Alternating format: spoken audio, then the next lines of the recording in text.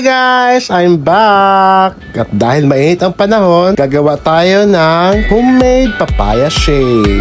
May isang papaya ako dito na medyo malaki. Kalahati lang ginamit ko and then i-chop ko siya ng ganyang kaliliit lang. Alam niyo kung bakit? Para mas madali siyang i-blend. Ayan, ilalagay ko na siya sa blender. Lalagyan ko ng konting tubig. Kasi pag walang tubig, mahirap talaga siyang i-blend. Hindi ganun katalas yung blender ko.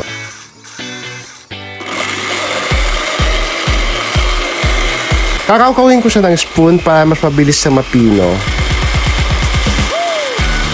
And then meron ako dito isang malaking lata ng evap. Tipidity tayo kaya ito lang ang gagamitin ko. Lalagyan ko siya ng kalahati lang.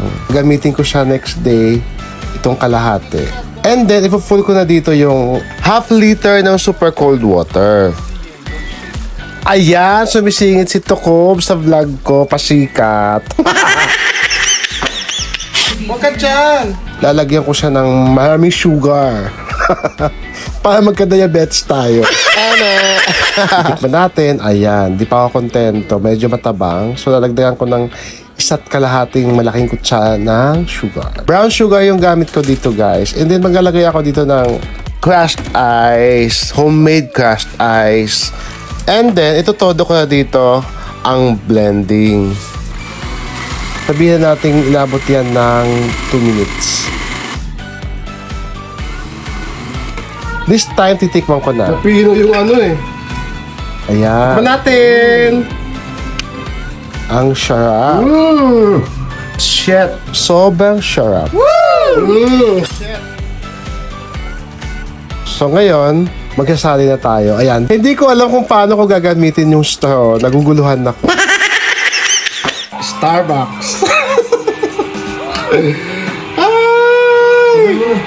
Ayan, may storbo. May nagsasaing. Naku, may sumasabay. Sumasabay talaga siya habang gumagawa ako ng shake. Kasi may maiinggit. Bigyan na natin. Kawawa naman. Malamig din daw. Sinlamig pa ng bangkay. Sinlamig ng puso kong hilaw. Oh. Tuwang-tuwa si Tokob. Thank you. Si Tokob! Sarap.